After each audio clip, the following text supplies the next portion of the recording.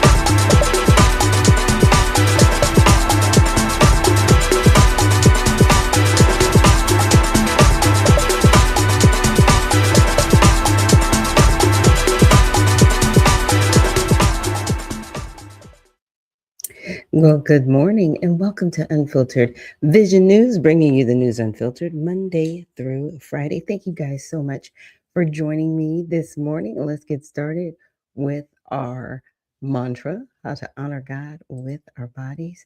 So, God, please guard our mind and our thoughts. God, help me to fix my thoughts on what is true and honorable and right and pure and lovely and admirable. So I will think about things that are excellent and worthy of praise. God, help me to be quick to listen, slow to speak, and slow to become angry. God, God, please protect my eyes from sins and damage. God, I make a covenant with my eyes not to look lustfully. God, please speak life over my mouth. God, set a guard over my mouth. Lord, keep watch over the doors of my lips. God, please help our hands to serve generously. God, help me to do good to everyone, and especially to those who belong to our family in the faith. God, please protect our reproductive organs and help us to honor you, God, with purity. God, help me to honor you with my body. And God, please protect our feet as we walk along your path. God, let your word be a lamp for my feet and a light on my path. And again, thank you guys so much for joining me here this morning. You could be anywhere else this early in the morning, but you are here. Just wanted to check my audio real quick. Okay, everything looks good. So let's get into it. There has been a lot of news, obviously, over the weekend. So we're just going to touch on a few topics and items. We're going to get started with All Sides, which is a news aggregate, and they tell the news from left, right, and center, in my opinion, in a better non-biased way. I know there's like grind news that's out there and a few others, but I really appreciate All Sides because, the skin in the game on this one is your personal investment. So you have to be personally invested with All Sides. It's not a situation where I can just be an affiliate, right? Even though I have invested into All Sides and I can share my link so you too could become a partner with All Sides. So they're talking about the second New World screwworm, and that's a case found in Texas, raises concerns for livestock. So the Department of Agriculture officials have confirmed a second case of New World screwworm in Texas, just days after the first U.S. cattle detection from a natural incursion since 1982, right? And so I was looking at a news article on it. So far, they think they've got it contained, but we will see. Now, another bit of news, a judge has blocked the Trump administration and Asylum policies orders processing to resume. Okay. Okay. Goodness. And then from the left, it says, this is the title from the left. Federal judge strikes down Trump admin limits on asylum and immigration applications. Here's the deal. You cannot force, well, you shouldn't be able to force as a judge how the United States government functions. That's not your job. Okay. You can't say, you need to start processing these asylum seekers. No, we don't. We don't have to have any asylum seekers. We don't have to have any refugees. We don't have to have any immigrants, period. We don't have to have immigration, period. Like we can shut it down tomorrow and be like, we're closed forever. Okay. And the people that are here. And if you are not here legally, we can kick you out and you can't come back. We're not issuing visas. You can't come here. We could totally do that. I need to let people understand we could do that. We already have Chip Roy, who actually put in place a piece of legislation. It didn't go to the floor for a vote. It went to committee. So I'm really hoping it didn't go to committee to kind of, fall off the wayside. But he wanted to basically, what a lot of people have been talking about, shut the border down for a limited time so we can catch up to where we are. And this is crazy. And even that headline from the right, it says Obama appointed judge blocks Trump from halting immigration from high-risk countries. So they're saying, hey, you can't stop asylum seekers from coming over here. Yes, he can, because asylum and refugees, those are statuses granted by the president of the United States, who's in charge of the border. What are we doing? Wild. So the Senate has passed a $70 billion immigration enforcement package. This was a very sticking point by funding ICE and CBP. We're going to get into that a little bit later. And then, of course, the California vote count, is it delayed for accuracy or fraud? What I find fascinating, we're going to get into that too, is the fact that the votes that have come in have really only come in for one candidate. So you're saying hundreds of thousands of mail-in ballots only came in for one candidate? No, they didn't vote down ballot. They didn't vote for the governor's race. They didn't vote for anything else. Just one candidate? I find it odd and awkward that only one can, like, the incumbent didn't get any other votes? None? Not even 5? Not even 100? The incumbent? The whole thing needs an audit. California needs an audit. Hey, Spud, good morning to you. Thank you so much for joining me here on Unfiltered Vision News. There needs to be a massive audit of California. It is a completely failed state. Like, I don't know if we have any rules in our Constitution where we're like, okay, enough, right? The tyranny is too much. You have overburdened the people. You're out of line as far as your agreement to be a part of the United States. Enough. Arrest everybody. Arrest every single politician up and down the coast. I don't care if they're Democrat or Republican. Everybody needs to go to prison. Everybody needs to be investigated, period. Because this is too much. It's too much. In India, they do their elections in one day. India. They have billions of people. We don't even have a billion people here in the entire United States. And it takes California over 30 days to count ballots. Something's wrong with y'all. Something's wrong. Obviously, nobody taught you how to stay in the lines when you learned to color in kindergarten, because this is a mess. Okay. Pardon January 6th rioter takes Pentagon position. Yeah, that happened. Everybody's upset about it. Look, be upset. Crash out if you need to. I have better things to do. Let's get to X. So here are 3 topics that have come out. So defeated Carrollton mayoral candidate dismisses veterans and veterans sacrifices in a viral video. I'm not shocked.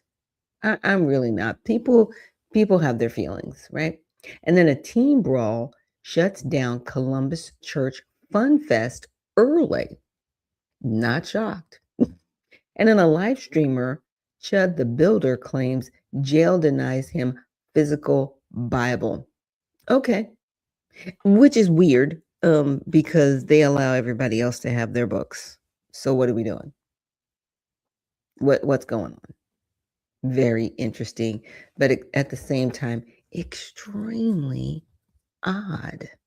So let's get to the mayoral race in Los Angeles and get caught up on what's happening.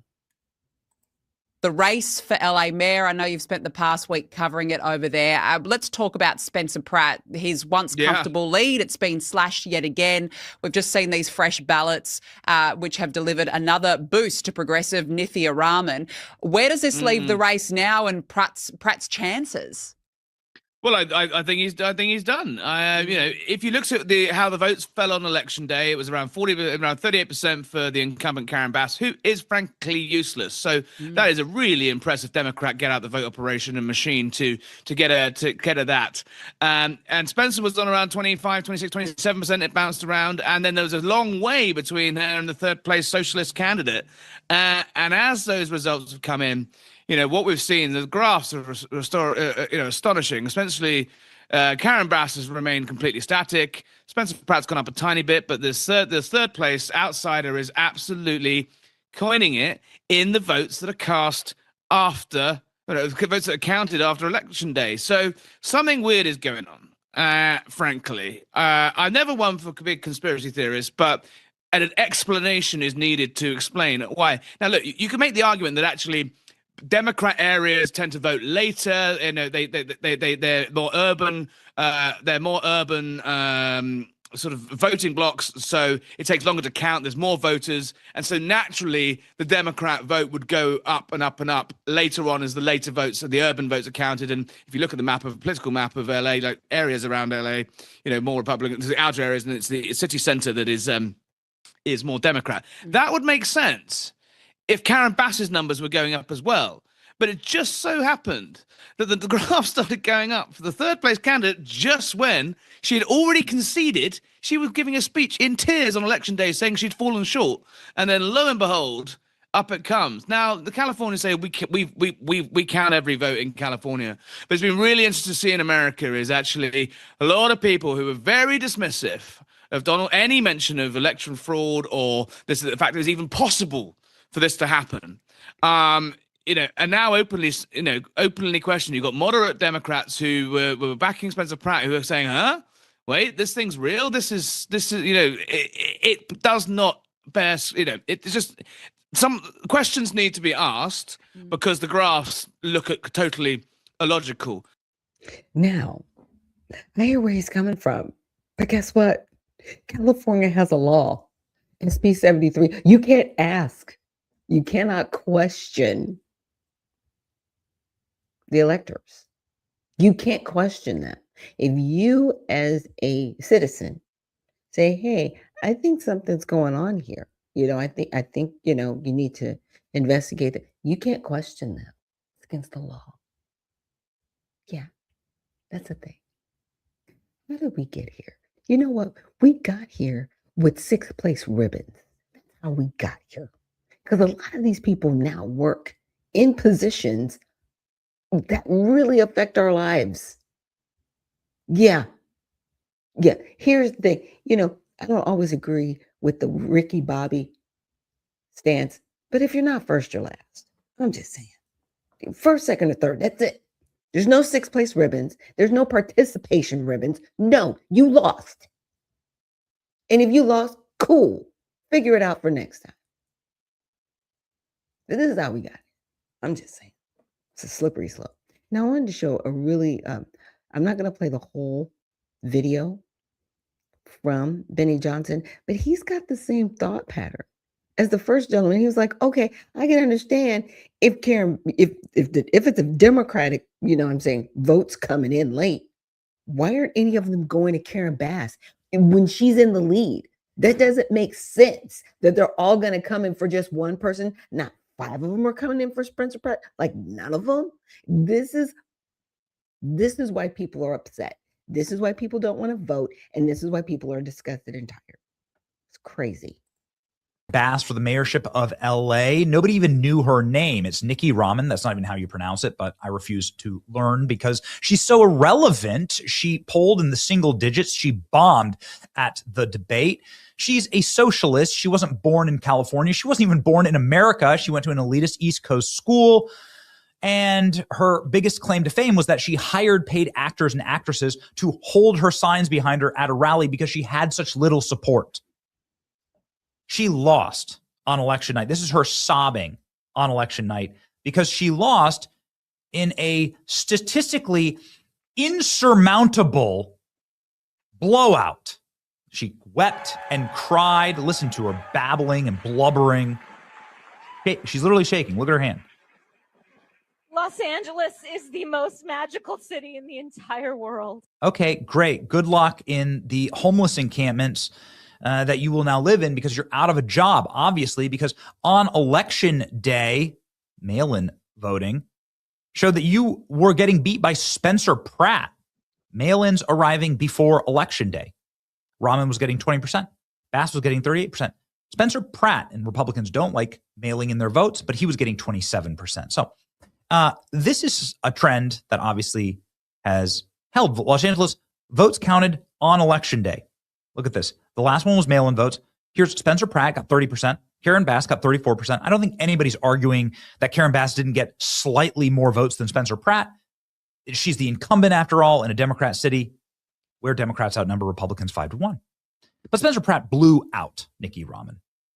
And I want to talk to you about the law of averages. The law of averages states that the frequency of a certain event will eventually even out and align with underlying probability over a period of time, meaning that even if you kept counting the votes, given the fact that this trend statistical breakdown represented hundreds of thousands of votes, the majority of votes were counted there on election day, you would expect that maybe there'd be some slight fluctuations, but that these averages would just remain. And Nikki Raman would, of course, lose. And that's why she was crying on election day, because she saw how badly she lost.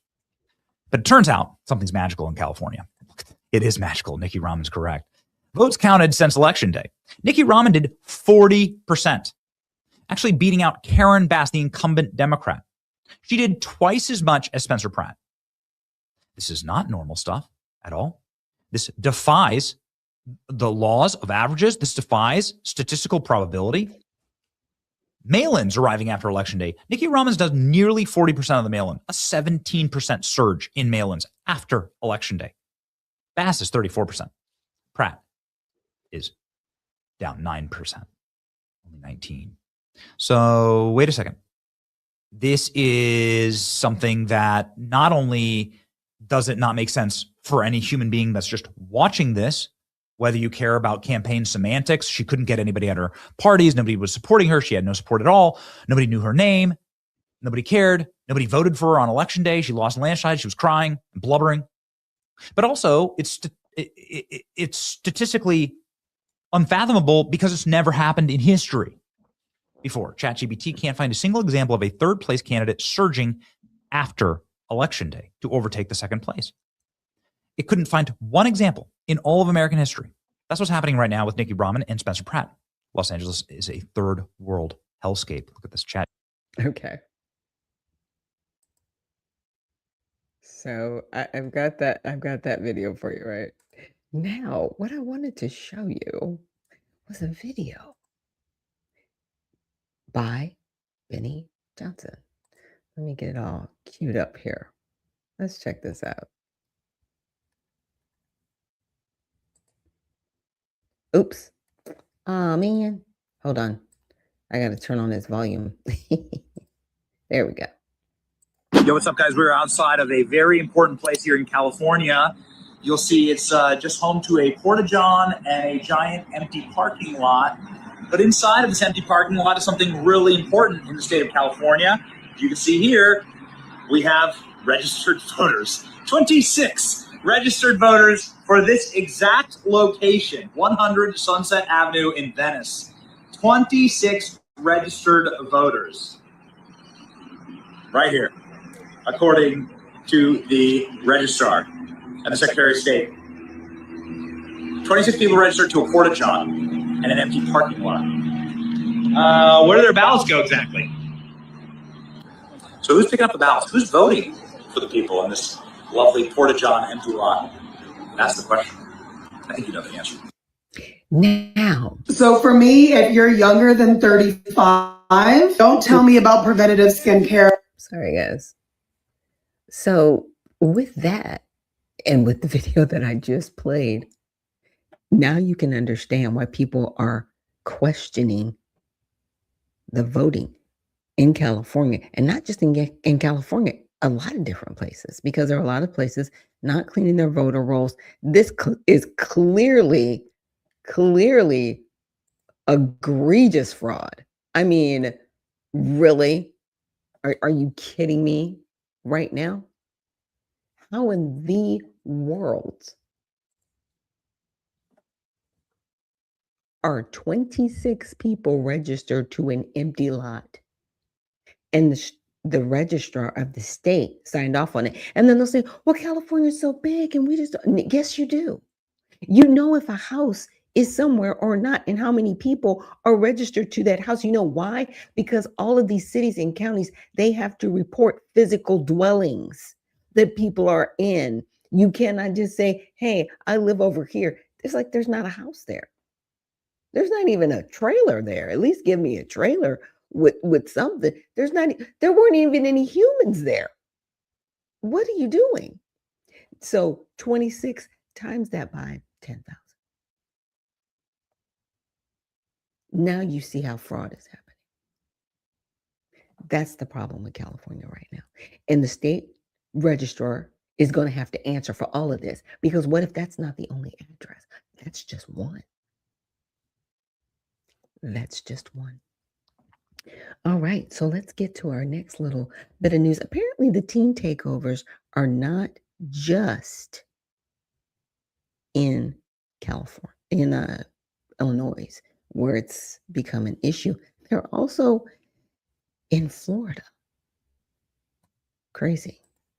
Police along the St. Augustine Beach Pier today after police canceled a takeover event that was planned for this afternoon. It had not been permitted.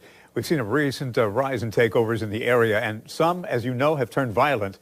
News4Jax reporter Brianna Brownlee joins us live in St. Augustine Beach. And Bree, the goal is to keep the community safe. Yes, guys, and thanks to social media, the St. Augustine Beach Police say that they were able to put a stop to this event before it even happened. Now, like you mentioned, it was expected to happen this afternoon at 2 o'clock at the pier here on St. Augustine Beach. Now, since we've been out here this morning, photojournalist Jesse Hansen and I have been speaking with some people, and they were telling us that they found out about all of this because of News4Jax's coverage. Now, when I told them that it was canceled, this was their reaction. Canceled? Is it canceled? Yes, canceled. They canceled it. How did they cancel it? They called it. They called it on social media, so they canceled it. But it's a gathering of people with free minds who are not going to pay attention to someone saying your event is canceled. It was never really official anyway, registered with anybody, so I think people will show up. I only live a few blocks away, and I might be curious, but I would sort of keep my distance. There are a few safe places that one could get to if they needed to avoid what might be taking place. So, of course, these teen takeovers seem to be a trend in our area recently. In Duval County, a couple of months ago, a flash mob at the Avenues Mall and a large gathering at Blue Cypress Park both required a major police response, with officers breaking up fights and dispersing large groups of teens. Now, police say those incidents have raised awareness and led to increased coordination between agencies when similar events are identified online. Now, meanwhile, Attorney General James Uthmeyer posted on X saying, quote, "Whoever is organizing these teen takeovers, congrats, you have my attention," and adding that statewide prosecutors are developing a plan to investigate and possibly prosecute those responsible. That kind of thing I leave to the people, that we elect, because it's a judgment call, how much someone is responsible for what other people do. There are free speech issues, and certainly people can gather to speak for a particular issue, but not for the violence that usually comes with these kinds of events. Now, we also did see some patrolmen out here and some officers, and when we were speaking with them, they did say that they do have a plan in place today if something does happen. So, of course, News4Jax will continue to track this and bring you updates as they come in. Reporting live.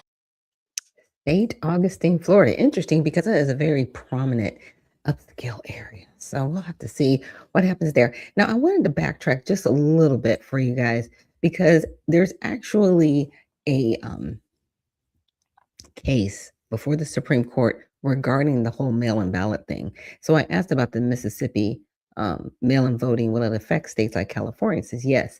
The Mississippi case, Watson versus Republican National Committee, could directly affect states like California by invalidating grace periods for counting late arrival mail-in ballots in federal elections. So basically, if they don't get the ballots in by election night, by midnight, that's it. That's the cutoff. So anything that comes in after that is completely invalid. But what could happen, right? This is what could happen, in my opinion. Let's just say they get the votes.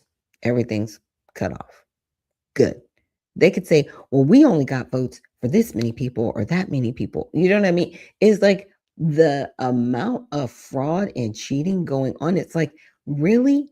This is where we are? There's just a lack of respect for the freedoms that we have in this country in voting. In my opinion, if you can't do your job, you got to go. I'm not sure how the Secretary of State is still the Secretary of State in California and not in prison. I'm just saying something's got to give. Something has got to give. Now, last week, I did follow up with you guys regarding the funding bill that happened, and it was voted upon. So initially, it didn't pass, and then it did pass. So let's get into that. Mr. President. Senator from South Carolina. Almost 19 hours later, we're actually going to talk about the bill and what's in it. There's $69.5 billion that this amendment covers, $38.6 billion for ICE to train, equip, support ICE, $108.5 million allocated for child exploitation investigations, $22.6 billion for the Border Patrol to hire, pay, train, equip personnel, $3.5 billion for improvements to border security, $5 billion to help DHS through 2029. What we're about to do is fund the Border Patrol and ICE through the entire Trump term because you wouldn't help us. America will be safer. I ask for adoption of this amendment. And he got it, and it passed. And we'll get more into it tomorrow, but I do have the links in it today so you guys can look at that. But yeah, tomorrow we'll take a little bit of a deeper dive because there's some other things I need to get to. So apparently Vivek Ramaswamy made a statement, and where is that video? Let me go pull it up really quick. Very interesting. Like, why did you say something like this? Like, what is really going on with you? But he said this. I think it's really awkward. That came out of my dialogue with her was that actually a black baby is probably safer in the interstate of Chicago, than in the womb of his own black mother. And I think that that's actually a problem, and it's directly the product of what Margaret Sanger envisioned. Yeah, he said that. Now, here's my thing with it.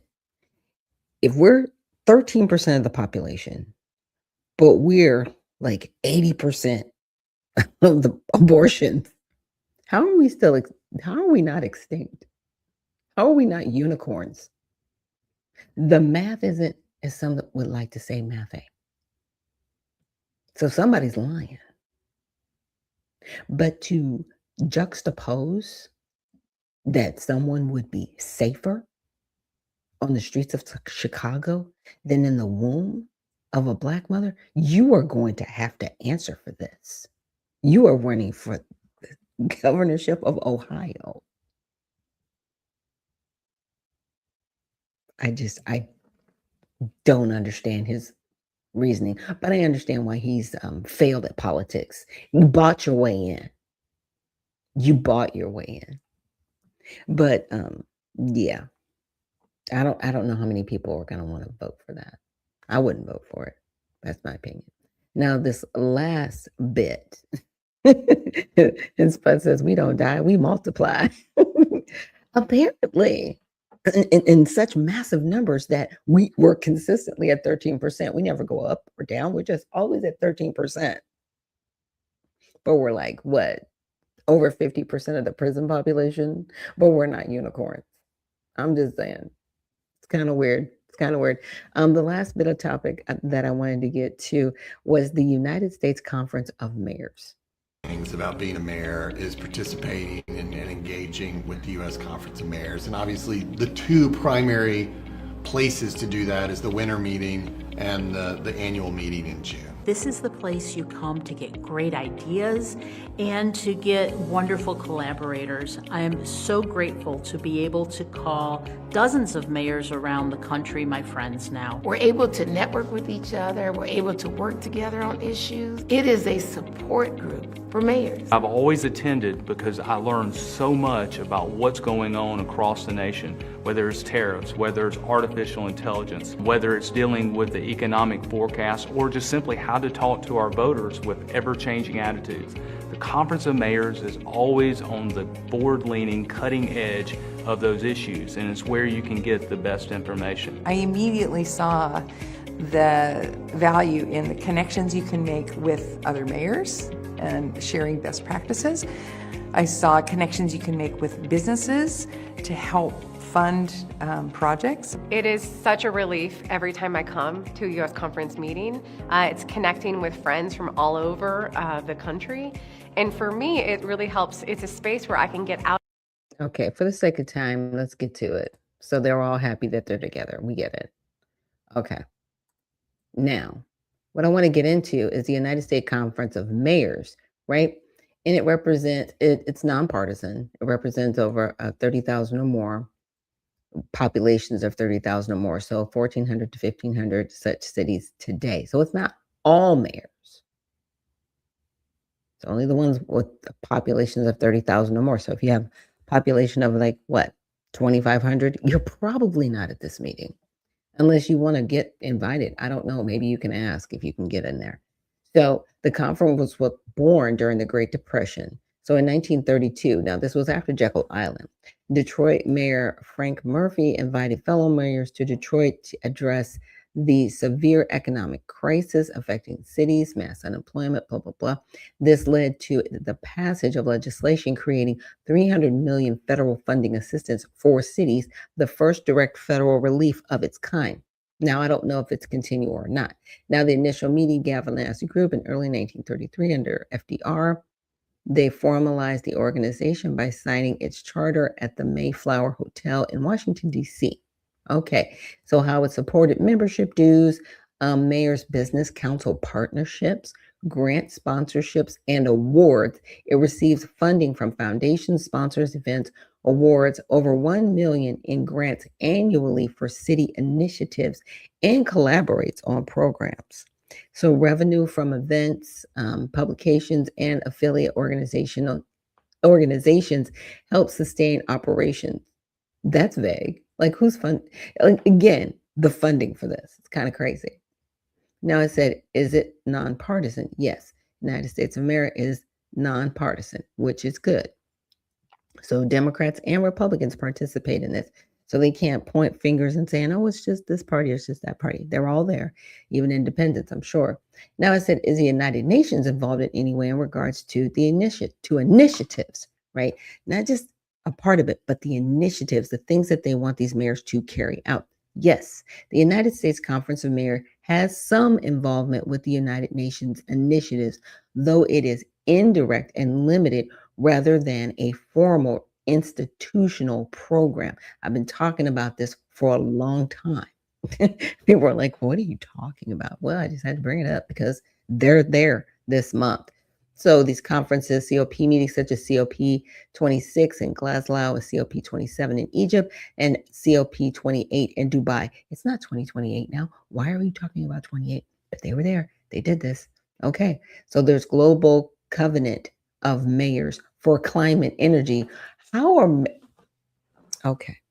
Anyway, so the U.S. cities represented in major UN-linked initiatives, right? Originally tied to the Compact of Mayors. So there's all these different interworkings within this group. So it's not just like, oh, we're just here to get great ideas. No, you're there to discuss other things that you're initiating on the ground to circumvent the freedom of the people, period.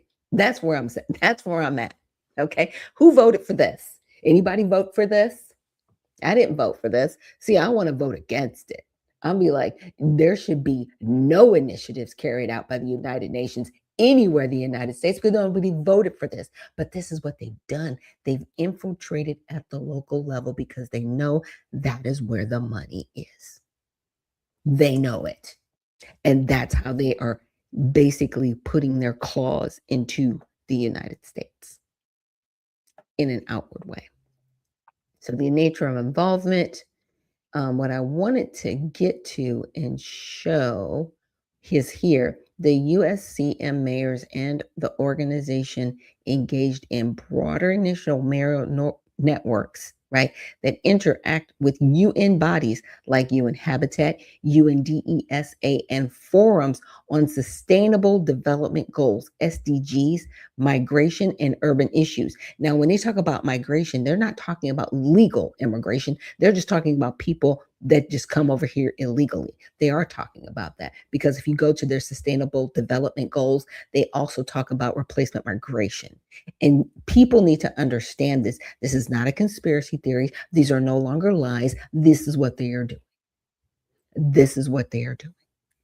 So if your mayor is involved in this, just understand they are working with the United Nations against you. Look at the policies, and you need to put your foot on their neck and say, we will not accept these policies. You will not initiate this. You will not take blood money or take money to work against us. These data centers, in my opinion, they are not an accident. And we're going to find out that a lot of these initiatives, yeah, Elon Musk, I'm talking to you, came through some of these sustainable development goals. Yeah. It's bad, but we'll see. But that is our show for today, our broadcast, I should say, for today. We'll be back tomorrow with Tell It All Tuesday, where we're going to get into the bill that was just passed. They call it the Secure America Act. And let's just really see, are they going to get to the SAFE Act? Is it going to be a thing, or is it just going to be tabled? I mean, Senate, come on, do your job. Everybody's behind this. But thank you guys again for joining me here on Unfiltered Vision News. And we will see you guys tomorrow. And remember, stay well, stay focused, and stay unfiltered. We'll see you in the next one.